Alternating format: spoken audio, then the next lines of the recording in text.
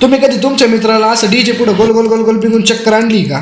तर राम राम मंडळी, मी आहे मास्तर आणि आपण घेतलेलं चॅलेंज 20 दिवसात 500 सबस्क्रायबर आणि फॉलोअर्स कंप्लीट करायचं. तर सकाळी सकाळीच हर्षल आणि संकेत आलते म्हणे साखरपुड्याला कसं जायचं. त्यांना म्हणलं तुम्ही पुढे जरा मला कंपनीत जाऊन व्हिजिट करायची आहे. तर आपण गेलो रेडी होऊन कंपनीत व्हिजिट करायला. तर आपले पोरं मस्त लंच करीत होते. पोरांना टाटा बाय बाय करून आपण चाललो होतो साखरपुड्याला. तुम्ही म्हणता कोणाच साखरपुडा? तर आपल्या अमित भाऊचा साखरपुडा हळद आहे. तिथे गेल्यावर चाललो होता अमितचा मेकअप. तर मी गेलो मांडवत बसायला. तिथं चाललो होतो टोप्या घालायचं काम.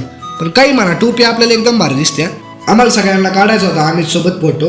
तर त्याचा चालला होता वहिनी सोबत फोटोशूट. आपल्या पोरांची तिथे अशी डायलॉग टाकली की वहिनी सुद्धा हसू कंट्रोल नाही झालं.